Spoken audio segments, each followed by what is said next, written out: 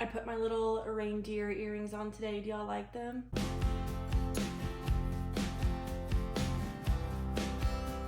Hi guys, welcome back. Today's video is going to be my November monthly reading wrap up. I had a really good month this month. I had 3 4-star reads and 2 3.5-star reads, which obviously isn't the best, but that's okay because I started a series that could potentially turn into a 5-star series, and we'll get into all of it. But I read 5 books, which is pretty average for me. And yeah, let's just get right into it. So the first book that I read was Mr. Wrong Number by Lynn Painter. I have been wanting to read this book for so long, solely based off of its cover. I mean, this is like the cutest cover I've ever seen. The pink and the yellow and like the old-fashioned, like old-timey style of writing. I love it so much. But I ended up giving this book 3.5 stars. It's about this girl who she moves in with her brother and his best friend, and they end up both, I forget if it's her or him that texts the wrong person first. I think that the guy is trying to text a girl he's talking to, but he accidentally texts the girl, his best friend's sister that came to live with them. And so they start texting back and forth without knowing that it's each other, even though they live in the same apartment. And I really like the premise of the book. Like, I think it's a really good story, but I just did not enjoy the writing style in this book. I don't know why. It felt very, I did a video, I think, on like a full reading vlog of me reading this, but the writing style was very amateur. I don't know if this is like one of her earlier books, because I've read other Lynn Painter books and I really liked them. And I did not like this book. It felt like a middle school book. I don't know why, but some of the things they said in this was just very cringy to me. But overall, I really liked the storyline. Like, it's really cute and it was a really good idea, but I would still recommend this. Like, I read it very quickly too. So if you need like a quick read for like a vacation or like a plane ride or something, I would definitely recommend this. The next book that I read, I went right back into fantasy and I read the Throne of Glass book. Now, I do want to put it out there that I think everyone's heard that there are many different reading orders for this series. Some people say to read The Assassin's Blade, which is like the prequel to this series, but it came out after this book came out. So some people say to read Assassin's Blade first, and then other people say to read it third. I read it third, so we'll talk about that when we get to it. But yeah, I read Throne of Glass. I absolutely loved this book. This is about Selena Sardathian, and which is funny because it's weird still saying that, because when I first started this book, I pronounced her name Selena Sardothian, but it's Selena Sardathian, I'm pretty sure. This book is about this girl, still Selena Sardathian, and she's picked by the Crown Prince of Aderlin, that's how I say it. She's his champion. So she goes to the castle, and the glass castle, and it's kind of like the first book is kind of compared to like the Hunger Games a little bit. She has to compete in different like trials and different like challenges against other champions within the castle, and so it's just kind of her going through different trials and like meeting different people. And I really liked this book. I gave it 4 stars. It was a little bit slow. Like, there was 0 romance in this really, which I do like. What is it called on fantasy and romance? Like romantasy or something? Yeah, that's what I like. So there wasn't really a lot of romance in this, but I still really, really enjoyed it. And I immediately went into the next book, which was Crown of Midnight. This book I also rated 4 stars. It was really, really good. This one, the way that I'm already like forgetting what is in each book, like it's blending together.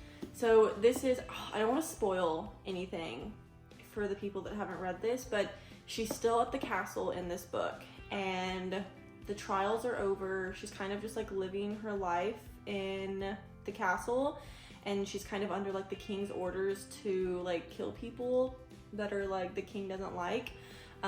This one has a little bit more romance in it, which I like, and you start to learn a little bit more of her backstory in this. There is a crazy plot twist, not like crazy, but there's a good plot twist at the end of this book that kind of had my mouth hanging open. I was like, no way. But I really liked this book. So yeah, definitely would recommend both of these so far, obviously. And then the next book that I read, I took a break from Throne of Glass because I just didn't have the next book in the series yet, and I had this book on my TBR shelf, and that is The Measure by Nikki Erlich. I had never heard of this book, never seen it, but I was at a Goodwill one day, I think, and I saw this, and I was like, that looks really good. And I looked it up on Goodreads, and it has like 4.5 stars out of like 200,000 to 300,000 people. I was like, how have I never heard of this book? Like, it's really popular, and it has a really, for Goodreads, that's a really good review. Basically, this book is about the world, like today's modern world, and one night boxes, like these little chests or whatever, appear at everyone's front door. And it doesn't matter where in the world you are. Like, if you live in New York City in a high-rise building, there's one on your front door. If you live up in the mountains, like in a secluded cabin, there's one on your front door. Like, if you're some feral people living in the woods, like, you get one of these boxes. Like, everyone in the whole world gets a box. Well, if you're over the age of 22, but it tells you how long you're gonna live. Like, it has your lifespan in it. So the whole book is basically about some people opening their boxes. Some people don't want to know. Like, they don't want to know how long they're gonna live. But it creates like a frenzy in the world. And this book is so unlike anything else I've ever read. It really makes you think about so many different kinds of things. Like, it's honestly a little creepy. Because people were opening their boxes, and some people found out that they had 80 years left to live, and some people found out that they have like 6 months left to live. And so it shows the world in a world where these boxes exist, and everyone knows how long they're gonna live and what the government is doing to kind of like control all the hysteria that's going on with these boxes. Again, with this book, really good premise, really good storyline, but the writing just wasn't for me. I gave this book 3.5 stars. I don't know. This book was confusing. I feel like I could push it up to a 4. Well, no, I'm gonna keep it at 3.5. I don't know. This book was just, I would recommend it. It was really good. It gets you thinking, and I did cry a little bit. So clearly it was able to provoke emotion out of me, bring it out. But I don't know. It's hard to explain when like you like a book, but the writing style just isn't for you. It just, yeah. But would still really recommend this book. It was really good.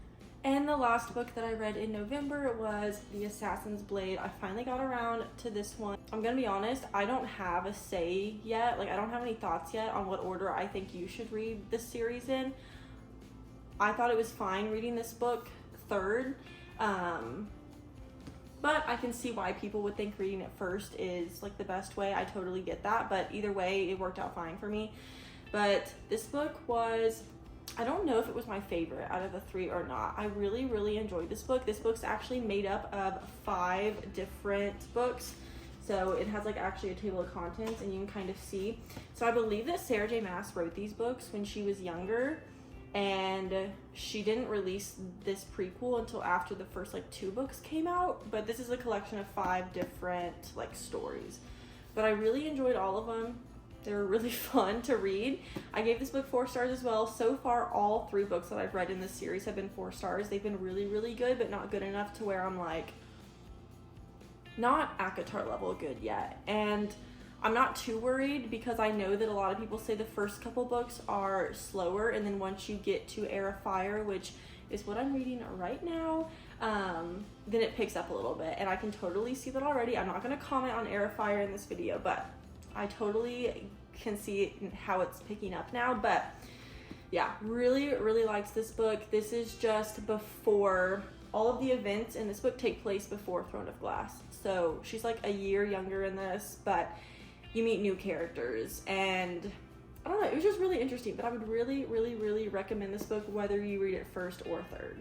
So that was all of the books that I read in November. It was a really good month. I love the Throne of Glass series so far. Not as much as ACOTAR yet, but I'm throwing the yet in there because I know a lot of people like Throne of Glass more, so it could happen. But that is all the books that I read. I hope you guys enjoyed this video. Make sure to like and subscribe, be my best friend, and I appreciate y'all so much. And thank you for watching, and I will see you in my next video.